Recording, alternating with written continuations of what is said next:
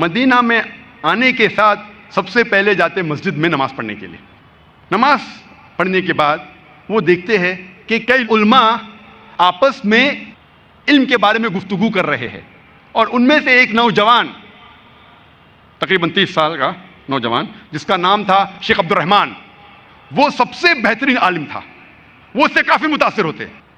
پھر وہ جاتے ہیں اپنے گھر کی طرف. جب گھر میں داخل ہوتے ہیں تو اپنی بیوی صالحہ سے ملتے ہیں. وہ دونوں خوشی کے مارے رو پڑتے ہیں. اس کے بعد فاروق پوچھتا ہے کہ میرے 30,000 دینار تو محفوظ ہے نا, آپ نے اسے خرچ نہیں کیے؟ تو اس کی اہلیہ پوچھتی ہے, آپ گھر آنے کے پہلے مسجد گئے تھے؟ ہاں بالکل صحیح, میں مسجد گیا تھا. وہاں آپ نے علماء کو دیکھا؟ ہاں میں دیکھا. کیسے؟ بہت اچھے. خوشی کی بات ہے کہ اس شہر میں ایسے علماء ہیں. تو اس کی اہلیہ اس سے پوچھتی ہے سب سے بہترین عالم آپ کو کون لگے؟ تو فاروق کہتے سب سے بہترین عالم تھے شیخ عبد الرحمان. تو اس کی اہلیہ پوچھتی ہے کہ اگر اللہ آپ کو شیخ عبد الرحمان جیسا علم دے تو آپ کتنا خرچہ کر سکتے اس علم کے لیے؟ تو فاروق کہتا ہے یہ سارے 30,000 دینار میں خرچ کر سکتا ہوں ایسا علم حاصل کرنے کے لیے. پھر اس کی بیوی پوچھتی ہے کہ اگر آپ کا بیٹا ہو, اسے ایسا عالم بنانے کے لیے آپ کتنا خرچ کریں گے؟ تو فاروق کہتے میں 30,000 دینار سے زیادہ خرچہ کر سکتا ہوں, 15 کروڑ روپے سے زیادہ خرچہ کر سکتا ہوں اپنے بیٹے کو شیخ عبد الرحمان بنانے کے لیے. تو اس کی اہلیہ کہتی ہے آپ کے جانے کے بعد مجھے ایک بیٹا پیدا ہوا, اور یہ شیخ عبد الرحمان آپ کا بیٹا ہے, اور آپ کے 30,000 دینار میں نے خرچ کیے اس کو عالم بنانے کے لیے. آپ سوچ سکتے اس وقت بیٹے کو عالم بنانے کے لیے والدہ خرچہ کرتی ہے 30,000 دینار, 2 ملین پاؤنڈز, 15 کروڑ روپے. آج کون سا مسلمان اپنے بیٹے کو عالم بنانے کے لیے 15 کروڑ روپیہ خرچہ کرنے کو تیار ہے؟ ہاں, ڈاکٹر بنانے کے لیے نو پرابلم, ڈونیشن دیں گے, رشوت دیں گے, 10 لاکھ, 15 لاکھ, 20 لاکھ, 50 لاکھ, 1 کروڑ. ڈاکٹر امریکہ بھیجنے کے لیے میرا بیٹا امریکہ میں پڑھ رہا ہے, 2 کروڑ خرچہ کریں گے, 3 کروڑ خرچہ کریں گے. کیوں؟ بیٹا امریکہ میں پڑھ رہا ہے. اسٹیٹس. میں یہ جاننا چاہتا ہوں کہ کتنے مسلمان اپنے بیٹے کو عالم بنانے کے لیے 15 کروڑ خرچہ کریں گے؟ گنتی کے آپ کو ملیں گے انگلیوں پہ. ہے الحمدللہ آج بھی ہمارے معاشرے میں ایسے مسلمان ہیں, لیکن بہت کم, انگلیوں پہ گن سکتے ہیں, بہت کم, لیکن ہے الحمدللہ. ہم دیکھتے ہیں کہ آج ہم مسلمان سارے طرف سے پیٹے جا رہے ہیں. ہم مسلمان آج معاشرے میں سب سے نیچے درجے کے لوگ کہلائے جاتے ہیں. میڈیا میں دیکھیے, لوگ اپنے آپ کو مسلمان کہنے کے لیے ڈرتے ہیں. جب ہم تاریخ پڑھتے ہیں 8 سے 12ویں صدی میں, 8 to the 12th century, Europeans کہتے تھے دا ڈارک ایجز, اندھیرا دور. اندھیرا کس کے لیے؟ یورپینز کے لیے. اس وقت مسلمان علم کی چوٹی پہ تھے, مسلمان سائنس اور ٹیکنالوجی میں ایک دم اونچے تھے. یہ مغربی ممالک اندھیرے میں تھے, انسانیت نہیں. ہم اسکول میں پڑھتے ہیں کہ بلڈ سرکولیشن سب سے پہلے جو سائنٹسٹ نے ڈسکور کیا وہ ولیم ہاروی ہے, تقریباً 400 سال پہلے. تحقیق کرنے پہ پتہ چلتا ہے کہ ولیم ہاروی سے 400 سال پہلے, یعنی 800 سال پہلے آج سے, ابن نفیس سب سے پہلے انسان تھے جس نے بلڈ سرکولیشن کے بارے میں ذکر کیا. اور اللہ سبحانہ و تعالیٰ قرآن مجید میں سورہ نحل میں سورہ نمبر 16 آیت نمبر 66 میں بلڈ سرکولیشن کا ذکر کرتے ابن نفیس سے 600 سال پہلے. آج سے 1400 سال پہلے, ولیم ہاروی سے 1000 سال پہلے, اور ابن نفیس سے 600 سال پہلے بلڈ سرکولیشن کا ذکر ہے قرآن مجید میں. آج ہم جانتے ہیں سائنس ترقی کرنے کے بعد کہ انسان جب کھانا کھاتا ہے تو کھانا پیٹ میں جاتا ہے, پیٹ سے جاتا ہے اتڑیوں میں, اتڑیوں سے خون کے ذریعے کئی اعضاؤں میں جاتا ہے, آرگنز میں جاتا ہے, انکلوڈنگ میموری گلینڈ, انکلوڈنگ چھاتی کے پستے میں, جہاں سے نکلتا ہے دودھ. قرآن مجید میں بلڈ سرکولیشن اور دودھ کے بننے کے بارے میں نٹشل میں کہا گیا ہے. سورہ نحل میں سورہ نمبر 16 آیت نمبر 66 میں اللہ تعالیٰ فرماتے کہ بھیڑ بکریوں اور گائیوں میں آپ کے لیے ایک مثال ہے. آپ کے لیے مثال ہے. ان میں سے ان کے پیٹ کے درمیان اور خون کے درمیان سے نکلتا ہے دودھ جو انسانوں کے لیے فائدے مند ہے. اس آیت میں اللہ تعالیٰ ذکر کر رہے ہیں blood circulation and production of milk کے بارے میں. اس وقت ابن نفیس سب سے پہلے انسان تھے جس نے سمجھایا بلڈ سرکولیشن کے بارے میں. ہم اسکول میں جب ورلڈ میپ آف جیوگرافی ہم ڈرا کرتے اسکول میں, سب سے پہلے شخص جس نے دنیا کا نقشہ بنایا اس کا نام تھا الادروسی, سن 1154 میں 1154 میں. لیکن مسلمان جب نقشہ بناتے تھے دنیا کا, اوپر تھا ساؤتھ پول, نیچے تھا نارتھ پول, بیچ میں تھا کعبہ. ویسٹرن کارٹوگرافرز آئے اور نقشے کو الٹا کیا, ورلڈ میپ کو الٹا کیا, نارتھ پول اوپر ساؤتھ پول نیچے, لیکن پھر بھی کعبہ بیچ میں, الحمدللہ. تو سب سے پہلے انسان تھے الادروسی سن 1154 میں. ہم جو سیکھتے ہیں اسکول میں نیومرلز, دو قسم کے نیومرلز ہیں, 1 2 3 4 5 6. ایک قسم کے نیومرلز ہے رومن نیومرلز, ایک لکیر اوپر دو, پھر دوسری لکیر, جو بہت مشکل ہے لکھنا. ہم ہندوستانی لوگ نے اعجاز کیے زیرو کو, عرب نے زیرو کو لیے اور ترقی کرنے کے بعد ڈیسیمل پوائنٹ ایڈ کیے اور دنیا کو دکھلایا عربک نیومرلز. تو 1 2 3 4 5 6 ہم پڑھتے ہیں, اسے کہا جاتا ہے عربک نیومرلز, کیونکہ عربوں نے اعجاز کیا. ڈیسیمل پوائنٹس اور زیرو کو ملا کے 1 2 3 4 جو ہم لکھتے ہیں وہ مسلمان نے ایجاد کرا ہے, عربک نیومرل. ہم جب میتھمیٹکس میں پڑھتے پائتھاگورس تھیورم کے بعد, پائتھاگورس تھیورم جو ہم پڑھتے ہیں اسکول میں, اس کا فارمولا ہے that the square of the hypotenuse is equal to the sum of the square of the other two sides of the triangle. Triangle کے اندر جو سب سے بڑا لائن ہے اس کا اسکوائر ایکول ہے باقی دو ٹرائنگل کے سائڈز کے اسکوائر کو جمع کرنے کے بعد. پائتھاگورس تھیورم کے بارے میں سیکھتے ہیں, لیکن اس تھیورم میں یہ نہیں ہم سیکھتے کہ پائتھاگورس تھیورم کو سب سے پہلے کس نے کہا تھا. الطوسی. الطوسی مسلمان تھا. میتھمیٹکس میں ہم سیکھتے ٹریگنومیٹری کے بارے میں. Who is the father of trigonometry? Trigonometry کے فادر ہے, ٹریگنومیٹری کے والد ہے البرونی, مسلمان. کتنے لوگ جانتے الکھندی کو؟ الکھندی نے کہا کہ آل لاز آر ریلیٹو. اس وقت جب گیلیلیو, ڈیسکارٹس, آئزیک نیوٹن کہتے تھے کہ آل لاز آر ایبسولوٹ, اس وقت الکھندی کہتے تھے آل لاز آر ناٹ ایبسولوٹ. اس کے بعد کئی سال بعد البرٹ آئنسٹائن آئے, انہوں نے پروپاؤنڈ کیا تھیوری آف ریلیٹیوٹی. ہم سب جانتے ہیں البرٹ آئنسٹائن کو ملا نوبل پرائز. کتنے لوگ جانتے ہیں الکھندی کے بارے میں؟ کتنے لوگ؟ یہ اثر ہے مغربی تعلیم کا. اصل میں جو تھے سائنٹسٹ ان کا نام و نشان مٹ گیا. ہم اسکول بکس میں الکھندی کے بارے میں نہیں پڑھتے, ابن نفیس کے بارے میں نہیں پڑھتے, الطوسی کے بارے میں نہیں پڑھتے, الادریسی کے بارے میں نہیں پڑھتے.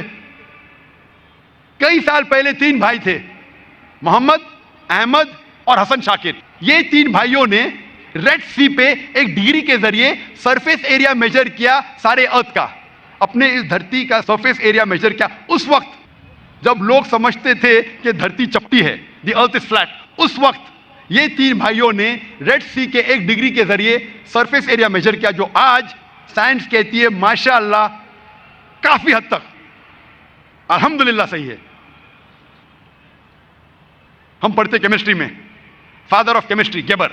گیبر کا نام کبھی کبھی ہم سنتے ہیں. گیبر کون ہے؟ گیبر جابر, جابر ابن حیان.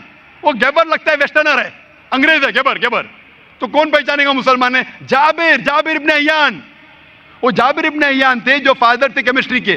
پہلا شخص جس نے الکوہل کو ڈسٹل کیا اس کا نام ہے جابر ابن حیان. یہ الکوہل جو لفظ ہے انگریزی, وہ عربی لفظ الگل سے آتا ہے. الگل کے معنی ایول اسپرٹ, مطلب شیطان جیسی چیز. الگل سے لفظ آتا ہے الکوہل, عربی لفظ سے. گیبر, گیبر ہماری کتاب میں گیبر لگتا ہے کہ کوئی انگریز سائنٹسٹ ہے. جابر, جابر ابن حیان.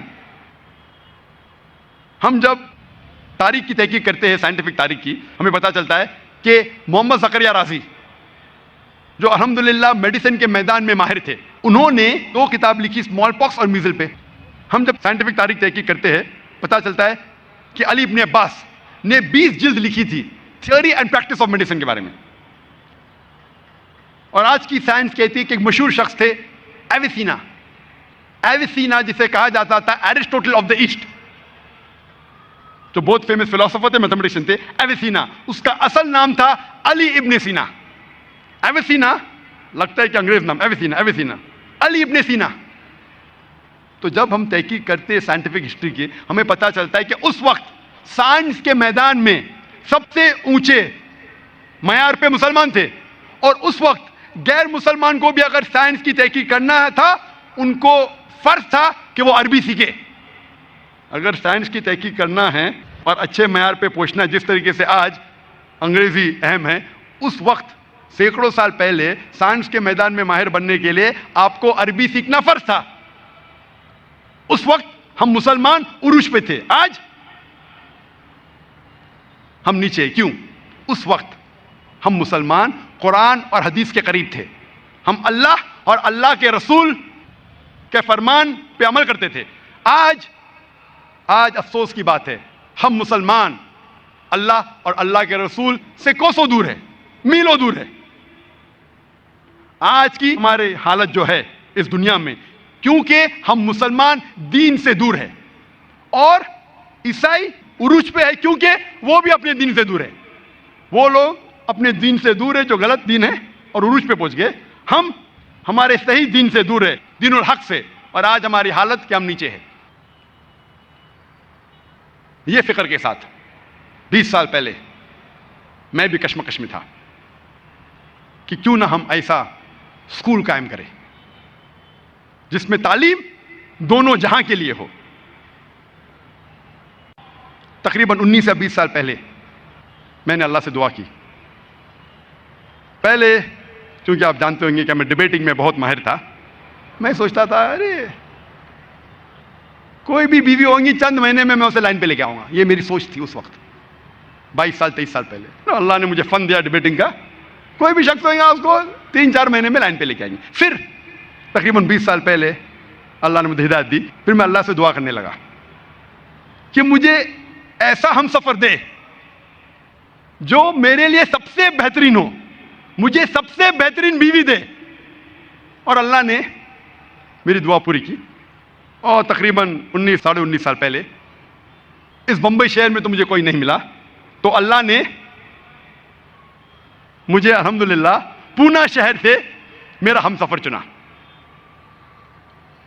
اور مجھے اب بھی یاد ہے کہ تقریباً 19.5 سال پہلے میں نے میرے ہونے والی بیوی سے ایک سوال پوچھا تھا کہ اگر آپ کو کوئی شخص 10 لاکھ روپے دے گا تو آپ کیا کریں گے؟ تو میری ہونے والی اہلیہ نے فرمایا کہ میں یہ پیسے کو خرچ کروں گی ایک اسلامک اسکول قائم کرنے کے لیے.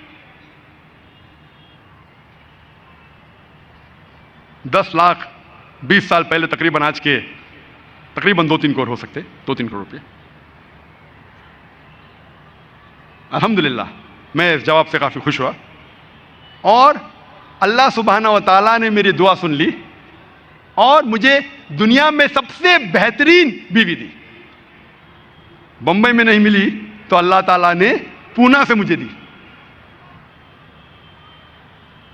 اور الحمدللہ شادی کے چند سال بعد میں اور میری اہلیہ نے دیگر ممالک کا سفر کیا. ہم نے جب تحقیق کی پتہ چلا کہ کئی اسلامک اسکول ہے امریکہ میں, یو کے میں, کینیڈا میں, ساؤتھ افریقہ میں, آسٹریلیا میں. تو کیونکہ لوگ مجھے تقریر کے لیے بلاتے تھے اور ماشاءاللہ میری اہلیہ بھی دائی تھی, میں چاہتا تھا کہ مجھے صرف ایک اچھی دیندار دائی ملے میرے ہم سفر کے لیے. میں نے اللہ سے یہ نہیں کہا کہ مجھے خوبصورت بیوی دے یا اچھے خاندان کی بیوی دے یا امیر بیوی دے, صرف دعا کی ایک اچھی دیندار دائی بیوی دے. لیکن اللہ سبحانہ و تعالیٰ نے دائی کے ساتھ ساتھ دیندار کے ساتھ ساتھ خوبصورت بیوی بھی دی اور اچھے خاندان سے بھی دی, جسے اردو میں کہتے سونے پہ سہاگا. شادی کے چند سال بعد کیونکہ میری بیوی بھی دائی تھی تو میں تقریر کرنے کے لیے لوگ مجھے بلاتے تھے, میری بیوی کو بلاتے تھے. میں تقریر کر رہا تھا عوام میں, میری بیوی تقریر کرتی تھی صرف خواتین میں. اور اللہ کے فضل سے کئی ممالک میں میرے ساتھ ساتھ اس نے بھی تقریر دی. America, Canada, U K, Singapore, Malaysia, سعودی, یو اے ای, آسٹریلیا, الحمدللہ کئی ممالک میں. اس کے ساتھ ساتھ ہمارا سفر شروع ہوا اسلامک اسکول کو دیکھنے کا, اور ہمارا مشن بن گیا کہ 2-3 سال میں جتنے سب سے بہترین اسکول تھے دنیا میں, اسلامک اسکول اس وقت تقریباً 13-14 سال پہلے, ہم نے جا کے اسکول کا سفر کیا, مینجمنٹ سے گفتگو کی, اور کئی شہر خصوصاً South Africa, Canada, U S A, یہ مشہور تھا اسلامک اسکول میں. لیکن جب ہم نے ان اسلامک اسکول کا سفر کیا, ہمیں افسوس ہوا کہ ان کا مین مقصد تھا یہ اسکول میں کوئی شراب نہ پیے, یہ اسکول میں کوئی ڈرگ نہ لے, اس اسکول میں لڑکیوں کو حجاب پہننے کی اجازت ہو, اس اسکول میں بچے نماز پڑھے. یہ ان کا مقصد تھا. ایسے اسکول تو ہر مسلم مینجمنٹ اسکول, اکثر مسلم مینجمنٹ اسکول جو ہندوستان میں ہیں, 12-13 سال پہلے وہاں ڈرگ نہیں ملتے تھے, شراب نہیں ملتی تھی, لڑکیاں حجاب پہن سکتے تھے اور نماز پڑھ سکتے تھے. تو مجھے کچھ نئی چیز نہیں ملی, لیکن وہ ماحول کے لیے الحمدللہ ثم الحمدللہ مجھے دان دینا پڑے گا کہ وہ مسلمانوں نے ایسے ماحول میں ایسے اسکول قائم کیے جن کا مین مقصد تھا اسلامک ماحول. تو میں ایسے اسکول کو کہنے لگا مسلم مینج اسکول, اسلامک اسکول نہیں. تو میری ٹرمنالوجی میں نے کہنے لگا کہ ایسے اسکول ہے مسلم مینج اسکول, جو اسکول مسلم لوگ مینج کرتے, لیکن اسلامک اسکول میں اسے کہتا ہوں جس اسکول میں تعلیم دونوں جہاں کی ہو, اس دنیا کی اور آخرت کی. ان اسکولوں میں جب ہم نے ان اسکولوں کا سفر کیا, ہمیں پتا چلا کہ ان اسکولوں میں ہفتے میں 3 بار اسلامک سبجیکٹس تھے, 3 پیریڈ صرف اسلامک سبجیکٹ کے. کچھ اسکولوں میں 5, اکثر اسکولوں میں میکسیمم 1 پیریڈ دن میں. ایک اسکول تھی شکاگو میں جو سب سے بہترین تھی اس وقت, جہاں دن میں 2 پیریڈ اسلامیات کے تھے, ماشاءاللہ 2 پیریڈ. اور ان اسکولوں میں عربی زبان تھی, لیکن جب ہم گفتگو کرتے تھے بچوں سے, عربی میں 1 گریڈ ملے لیکن صرف شوئے بہت کم جانتے تھے. خوشی ہوئی کہ ایسے بگڑے ہوئے ماحول میں ایسے اسکول قائم ہوئے. میں نے اللہ سے ان کے لیے دعا کی, لیکن میرے ذہن میں جو تھا ایسا اسکول قائم کرے جس میں تعلیم دونوں جہاں کے لیے ہو. پھر جب اللہ نے الحمدللہ ہمیں بچے دی, 3, 1 لڑکا اور 2 لڑکی, تب وقت آیا ان کا ایڈمیشن کا. تو ہم سمجھتے تھے کہ ہم میں وہ قوت ہی نہیں کہ ہم اسکول قائم کر سکے. ہم تو ایجوکیشن نہیں ہے. میری بیوی, میری اہلیہ الحمدللہ وہ ٹیچر تھی, لیکن میں تو ایجوکیشن میں جانتا ہی نہیں تھا. تو ہم نے سوچا کہ ہم ہمارے بچے کو ایک اچھی اسکول میں تعلیم دیں گے, انگریزی میڈیم کی, عمدہ سے عمدہ تعلیم, اور گھر پہ ہم اچھے عالم رکھیں گے. لیکن پھر میں اور میری اہلیہ سوچنے لگے کہ ہم کتنے سیلفش ہے, خود غرض ہے کہ صرف ہم ہمارے بچوں کے بارے میں سوچ رہے. کیوں نہ ہم ایک اسکول قائم کریں, سارے بچوں کے لیے نہیں تو نہیں, کم از کم کچھ بچے اس کا فائدہ اٹھا سکے. اور جب میں نے گفتگو کی, ڈسکشن کیا کئی علماء سے, بڑے بڑے مدرسوں کے, میں نے میری خواہش اظہار کی ندوہ کے علماء سے, ازہر کے علماء سے, international Islamic university of Malaysia کے علماء سے, مدینہ کے علماء سے, ام القریٰ مکہ کے علماء سے. اکثر علماء نے کہا ذاکر بھائی یہ ممکن ہی نہیں ہے, دینی تعلیم اور عصری تعلیم دونوں میں اچھا معیار ممکن ہی نہیں ہے. کئی لوگوں نے کوشش کیا, بھول جاؤ, ممکن ہی نہیں ہے. میں الحمدللہ یہ نہیں سمجھتا ہوں کہ یہ علماء غلط تھے, لیکن بہت افسوس ہوا. ایک شخص تھا جس کا نام ہے ڈاکٹر فا عبد الرحیم, جو مدینہ کے لغہ ڈپارٹمنٹ, عربی ڈپارٹمنٹ کے ہیڈ تھے. انہوں نے کہا کہ ناممکن نہیں ہے لیکن بہت مشکل ہے. اگر اللہ کی مدد ہے اور صحیح جد و جہد سے کوشش کی جائے تو ناممکن نہیں ہے لیکن بہت مشکل ہے. اس سے ہمت ملی. اور تقریباً 10.5 سال پہلے ہم نے سوچا کہ بمبئی شہر میں ایک اسکول قائم کرے. تو میں نے میرے دوستوں سے قریبوں سے فون پہ تو اسکول قائم کرے اسلامک. صرف 3 یا 4 ہفتے باقی تھے اکیڈمک ایئر شروع ہونے کے. اپریل کے آخری ہفتے یا مئی کے پہلے ہفتے میں نے چند دوستوں کو فون کیا شروع کرے. جہاں سارے اسکولوں میں ایڈمیشن ختم ہو چکی تھی, ہم نے پیمفلیٹ شائع کیا کہ ہم اسلامک انٹرنیشنل اسکول قائم کر رہے ہیں. اللہ کی مدد تھی, الحمدللہ ثم الحمدللہ. 10.5 سال پہلے ہم نے اسلامک انٹرنیشنل اسکول قائم کیا. اور پہلے سال صرف 4 کلاسز تھے, نرسری, جونیئر کے جی, سینئر کے جی اور فرسٹ اسٹینڈرڈ.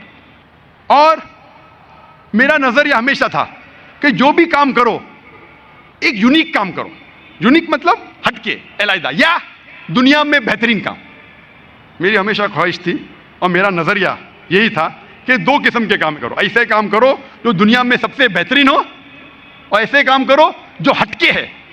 یہ کہنا ضروری نہیں کہ یہ دونوں کام قرآن و حدیث کی روشنی میں سے ہونا چاہیے, لیکن ایسے کام کرو جو دنیا میں سب سے بہترین ہو یا ہٹ کے, یونیک. جو کام سب لوگ کر رہے ہیں وہی معیار پہ, عام معیار پہ میں بھی کروں تو کچھ مزہ نہیں. اسی نظریے سے 20 سال پہلے سن 1991 میں 1991 میں ہم نے قائم کیا اسلامک ریسرچ فاؤنڈیشن. ایک ایسا ادارہ جو ہٹ کے ہے اسلام اور دیگر مذاہب میں, نہ ہی عیسائیت اور اسلام کے بارے میں, لیکن دیگر مذاہب کے بارے میں ایسا ادارہ شروع کر آج اللہ کے فضل سے ہٹ کے تھا, آج اللہ نے ایسے معیار پہ پہنچایا ہمیں, الحمدللہ ثم الحمدللہ. اسی نیت سے 10.5 سال پہلے ہم نے قائم کیا اسلامک انٹرنیشنل اسکول. اور ہم نے چاہا, it was a pilot project, کہ یہ پروجیکٹ ایک پائلٹ پروجیکٹ ہے.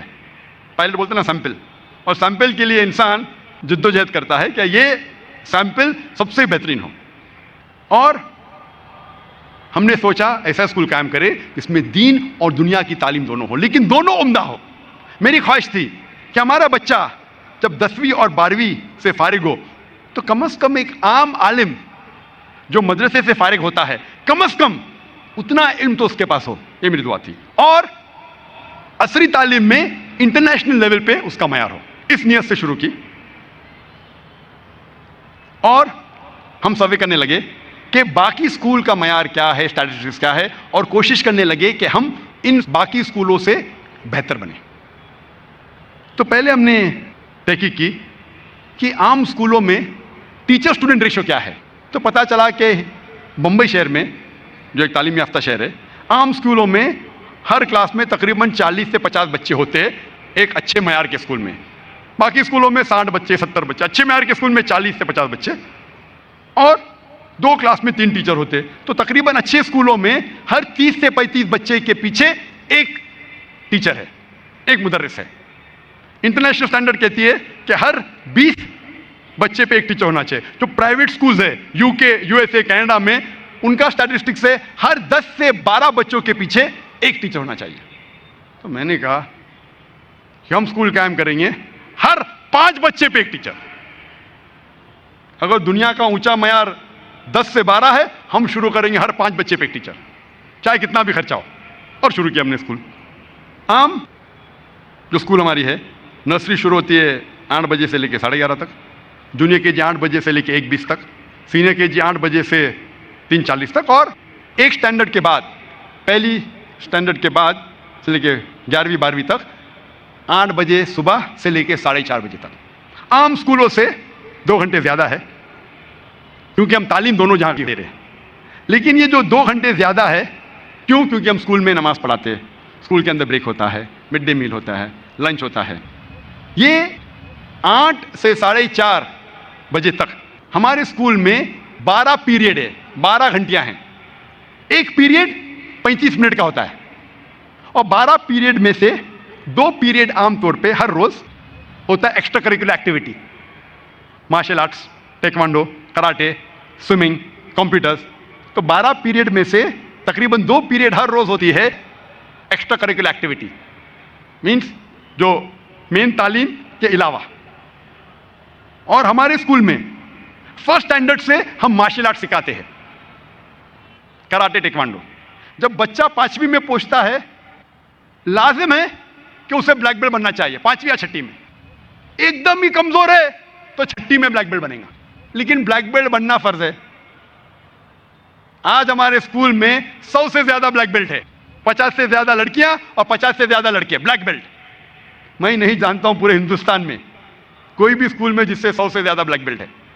بلیک بیلٹ مطلب آپ جانتے ہیں نا مارشل آرٹس میں white belt, yellow belt, blue belt, green, brown, black. Black سب سے اونچا ہے، 6 اسٹینڈرڈ کے اندر ہی بچے بنتے ہیں بلیک بیلٹ۔ سوئمنگ 1 اسٹینڈرڈ سے کمپلسری ہے، تیرنا بھی سنت ہے۔ کمپیوٹرز جو باقی 10 پیریڈ ہے، یہ 10 پیریڈ میں سے سینئر کے جی میں تقریباً 5.5 پیریڈ عربی زبان کے لیے۔ ہم چاہتے ہیں کہ ہمارے بچے 2 زبانوں میں مہارت پائے، انگلش اور عربی۔ بچے جب داخلہ لیتے نرسری میں، جب سیکھتے ہیں اے فور اللہ، بی فور بسم اللہ، ساتھ ساتھ سیکھتے من الف اسد، من با بیتن، من تا تفاح۔ عربی زبان تیسری سال سے سیکھتے ہیں اور بڑھتے بڑھتے عربی پہ مہارت ہوتی ہے۔ سینئر کے جی میں 11 پیریڈ ہوتے ہیں، 11 پیریڈ میں سے 1 پیریڈ ایکسٹرا کوریکولر ایکٹیویٹی، باقی 10 پیریڈ میں سے 5.5 پیریڈ عربی زبان کے لیے ہر روز، 4 پیریڈ تقریباً حفظ کے لیے اور 1.5 پیریڈ عربی پہ۔ بعد میں 1 اسٹینڈرڈ سے لے کے تیسری تک کے تقریباً 4.5 پیریڈ عربی زبان میں، 5.5 انگریزی زبان میں، پھر چوتھی سے 8ویں تک کے تقریباً 3.5 پیریڈ عربی میں اور 6.5 پیریڈ انگریزی میں، اور 8ویں 9ویں 10ویں میں صرف 3 پیریڈ عربی میں اور باقی کے 8 پیریڈ انگریزی زبان میں۔ اور انگریزی زبان میں سے 1.5 پیریڈ ہر روز ہوتا ہے انگلش میں اسلامک اسٹڈیز، تاکہ وہ غیروں میں دعوت کر سکے۔ یعنی عام کلاس کے اندر تقریباً 50% عربی ہوتا ہے، 50% انگریزی۔ یہ 50% انگریزی میں 20 سے 25% ہوتا ہے انگریزی میں اسلامک اسٹڈیز۔ اور جب ہم صرف 3 پیریڈ ہفتے میں عربی سکھائیں گے تو وہ طالب علم کو عربی پہ مہارت کیسے ہوگی؟ اسی لیے ہم عربی زبان میں حدیث سکھاتے، عربی زبان میں تفسیر کراتے۔ نہیں تو عام طور پہ آپ ہندوستان میں تفسیر جو ہوتی ہے قرآن کی اردو میں ہوتی ہے، امریکہ انگلینڈ میں جائیں گے تفسیر ہوتی ہے انگریزی میں، ہمارے وہاں تفسیر ہوتی ہے عربی میں، حدیث ہوتی ہے عربی میں، توحید سکھاتے ہیں عربی میں۔ اتنے عربی پیریڈز ہے تاکہ اسے عربی پہ مہارت ہو۔ ہمیں انگریزی پہ مہارت کیسے ہوتی ہے؟ صرف انگریزی کلاسز سے نہیں، ہم جغرافی بھی انگریزی میں پڑھتے، ہسٹری بھی انگریزی میں پڑھتے، میتھس بھی انگریزی میں پڑھتے اور سائنس بھی انگریزی میں پڑھتے۔ تو اس اسکول میں 2 زبانوں پہ اہم دیا جاتا ہے، انگریزی اور عربی۔ اس کے ساتھ ساتھ ہم اور 3 زبان سکھاتے ہیں، ہندی، اردو اور مراٹھی۔ ہندی اور اردو 1 سے 7ویں تک کے، اردو کیونکہ اکثر مسلمان اس دیش میں اردو بات کرتے، اور ہندی زبان کیونکہ یہ ہندوستان کی نیشنل لینگویج ہے، اور مراٹھی کیونکہ اسٹیٹ کی زبان ہے۔ تو ہم بچوں کو 5 زبان سکھاتے ہیں۔ مراٹھی ہوتی ہے 1 سے لے کے 8ویں تک کے، لیکن مہارت ہے انگریزی اور عربی میں۔ تو بچہ جب نرسری میں جاتا ہے عربی زبان سیکھتا ہے، جب وہ 3ری 4تھی 5ویں میں پہنچتا ہے وہ قرآن سمجھنے لگتا ہے، جب 9ویں 10ویں تک پہنچتا ہے وہ قرآن مجید کا ترجمہ کر سکتا ہے۔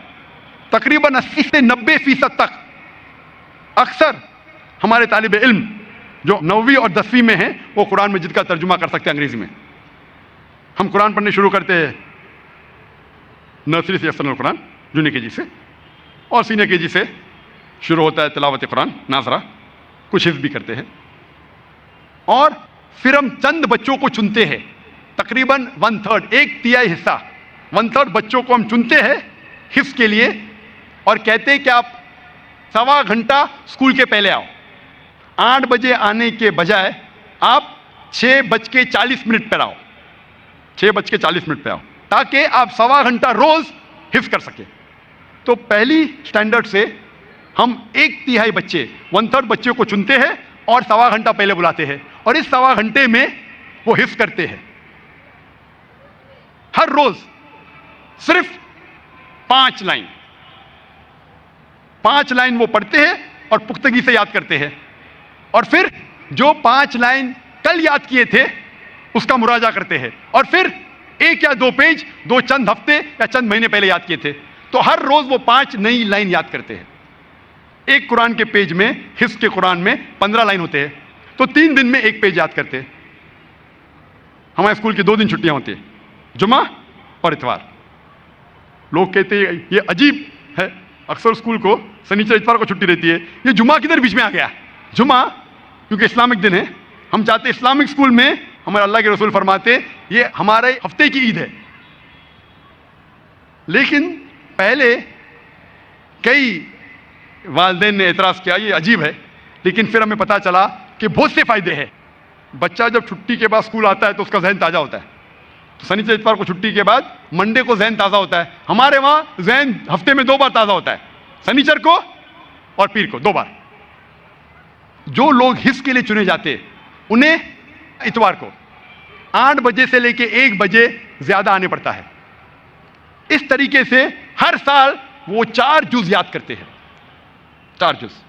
اور 2 سال جب ہمیں مہینے کی چھٹی رہتی مئی میں, وہ اور 4 جز یاد کرتے. اس طریقے سے 5ویں میں داخل ہونے کے پہلے جو بچے حفظ کے لیے چنے گئے تھے, الحمدللہ ثم الحمدللہ وہ حافظ قرآن بنتے ہیں. 5ویں میں داخل ہونے کے پہلے کچھ بچے الحمدللہ 4تھی میں ہو جاتے, کچھ بچے 6ٹھی میں, بٹ اکثر بچے 5ویں میں داخل ہونے کے پہلے حافظ قرآن بن جاتے. اس کے بعد ان کا مراجعہ شروع ہوتا ہے. مراجعہ مطلب ریویژن. تراویح میں ہر رمضان ہمارے اسکول میں کئی جماعتیں بنتی ہے. ہر جماعت میں 4 بچے یا 2 بچے قرآن کی تلاوت کرتے. جو حفظ مکمل کر چکے تو تقریباً 20 جماعتیں بنتی ہیں ہمارے اسکول میں, 20 جماعتیں. تو 20 جماعت مطلب 80 بچے قرآن مجید پڑھ رہے ہیں تراویح میں. اور ہماری لڑکیاں خواتین کی امامت کرتی ہے, اور الحمدللہ ثم الحمدللہ ان کی آواز, ان کی قرات, ان کی دعا سے والدہ اتنا خوش ہوتی ہے, اور والد بھی بچوں کی قرات سن کے, دعا سن کے اتنے خوش ہوتے. شاید ان کی دعا کا نتیجہ ہے کہ اللہ تعالیٰ ہم پہ مہربانی فرما رہا ہے. اس کے ساتھ ساتھ عربی زبان کے ساتھ ساتھ حفظ کے ساتھ ساتھ ہم عربی زبان میں حدیث, فقہ, توحید سکھاتے ہیں. اور اس کے ساتھ ساتھ جیسے میں نے کہا کہ ہفتے میں تقریباً 7 سے 8 پیریڈ, روز 1.5 دن ہم اسلامک اسٹڈیز ان انگلش پڑھاتے ہیں, تاکہ ہمارا بچہ غیروں سے بات کر سکے انگریزی میں. اور جب اسکول قائم کی تھی ہم نے, میں نے کہا تھا کہ انشاءاللہ ہمارے اسکول کے ہر ایک بچے کو کم از کم جو مجھے ماحول ملا تھا میرے بچپن میں, جو ماحول ملا تھا اسلامک ماحول یا تعلیم کا ماحول, کم از کم 100 گنا زیادہ ہر بچوں کو دوں.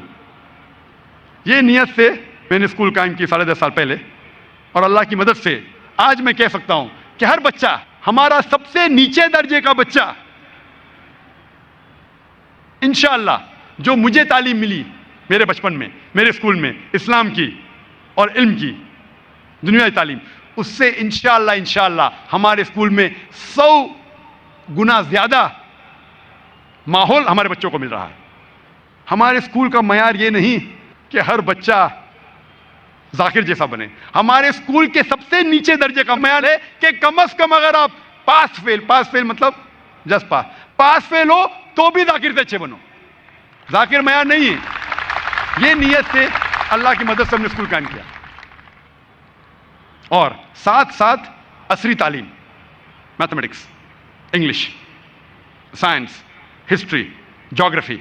ہمارے اسکول میں ہم انگریزی میں وائس اینڈ ایکسنٹ کی ٹریننگ دیتے. ہمارے ٹیچر, جیسا میں نے کہا, ہمارے ٹیچر کو بھی ہفتے میں 5 بار نہیں آنے پڑتا, ہفتے میں 6 بار آنے پڑتا ہے. 5 بار بچوں کو پڑھانے کے لیے, ہفتے میں 1 بار خود سیکھنے کے لیے, دین کے بارے میں اور نئی ٹیکنالوجی کے بارے میں. تو ہفتے میں صرف 1 چھٹی ہوتی انہیں, خواتین ٹیچر کو سنڈے, اتوار کو, اور جینٹس ٹیچر کو ہوتی جمعہ کو. یہ 1 دن جو چھٹی کے دن ٹیچر آتے ہیں اس میں ہم ٹریننگ دیتے ہیں دین کے علاوہ باقی ٹیکنالوجی کی. ہم ٹیچرز کو ٹریننگ دیتے ہیں انٹرنیشنل وائس اینڈ ایکسنٹ. تو بہترین سے بہترین غیر مسلم ٹیچر آتے ہیں, ہمارے مسلم ٹیچر کو سکھاتے ہیں voice and accent. We pay them through the nose. ہم یہ ٹرینرز کو عمدہ سے عمدہ تنخواہ دیتے ہیں, اور یہ ٹرینرز ہمارے ٹیچروں کو وائس اینڈ ایکسنٹ سکھاتے ہیں. یہ ٹیچر ہمارے بچوں کو سکھاتے ہیں. ہمارے بچے جب باہر نکلتے ہیں, لباس رہتا ہے اسلامک, ٹوپی, special balance between kurta pyjama and modern, थकनों के ऊपर। और हमारे स्कूल में महीने में एक बार एक्सकर्शन, एजुकेशनल एक्सकर्शन कंपलसरी। जब बाहर निकलते हैं और गैर मुसलमान से बात करते, वो इतने खुश होते हैं कि कौन से स्कूल से आए। जब बोलते इस्लामिक इंटरनेशनल स्कूल, वो सोच में पड़ती है कौन सी मुस्लिम स्कूल है। तब बच्चे इतनी उम्दा अंग्रेजी से बात कर रहे हैं। हम हमारे बच्चों को सिखाते किस तरीके से गैर मुसलमान से बात करें। हम हमारे बच्चों को पब्लिक स्पीकिंग सिखाते हैं। जूनियर केजी से शुरू करते हैं इंग्लिश पब्लिक स्पीकिंग, और फर्स्ट स्टैंडर्ड से शुरू करते हैं अरबिक पब्लिक स्पीकिंग। आज की साइंटिफिक रिसर्च ये कहती है कि जब एक शख्स स्टेज पे पब्लिक में तकरीर कर रहा है, उसके तकरीर का जो मैटर है, जो वो कहता है तकरीर में, उसका मैटर का परसेंटेज सिर्फ 7% है। अगर वेटेज है, जो वो कह रहा है तकरीर में, उसका परसेंटेज है 7%। 93%, 93% इज प्रेजेंटेशन स्किल्स। किस तरीके से कह रहा है, किस तरीके से अपनी आवाज को मॉड्यूलेट कर रहा है, ऊंचा कर रहा है, नीचा कर रहा है, कितना दूर उसका मुंह है माइक्रोफोन से, किस तरीके से हाथ से बात कर रहा है, किस तरीके से आंखों से बात कर रहा है, आई टू आई कांटेक्ट, जेस्चर्स। आज की रिसर्च कहती है कि जब इंसान स्टेज पे पब्लिक में तकरीर कर रहा है, 93%, 93% इज प्रेजेंटेशन स्किल्स। हम बच्चों को जूनियर केजी से 4 साल की उम्र से सिखाते किस तरीके से माइक्रोफोन हैंडल करना। हर हफ्ते में एक बार सिखाते, फर्स्ट स्टैंडर्ड से अरबी में, अरबी इंग्लिश में दोनों। और आप कई लोगों ने देखा होगा कि इसका नतीजा यह है कि जब हमने एनुअल डे किया, एनुअल डे जो फंक्शन होता है, हमारे बच्चों ने जिस तरीके से परफॉर्म किया, अल्हम्दुलिल्लाह सुम्मा अल्हम्दुलिल्लाह, 5 घंटे तक इसमें एक भी टीचर ने एक लफ्ज नहीं कहा। सब बच्चों ने परफॉर्म किया, कंपेयरिंग किया अंग्रेजी में और अरबी में। और कुछ स्किट थे जिसमें हमारे बच्चे 5 ज़बान में बात कर रहे थे, अंग्रेजी, अरबी, हिंदी, उर्दू और मराठी। और अल्हम्दुलिल्लाह ये एनुअल डे जब हम पीस टीवी पे दिखाने लगे, तो अल्हम्दुलिल्लाह सुम्मा अल्हम्दुलिल्लाह हमारे पास सैकड़ों एप्लीकेशन आने लगी दुनिया भर से, क्या ऐसी स्कूल हमारे वहां कायम करो। यूके से, यूएसए से, सऊदी से, यूएई से, यमन से, पाकिस्तान से, किधर भी, जो भी मुल्क का नाम लो, वहां से हमें रिक्वेस्ट आने लगे कि ऐसी स्कूल हमारे वहां भी कायम करो। नियत थी क्या एक ही स्कूल कायम करें। और जब हम इस्लामिक तालीम के अलावा जब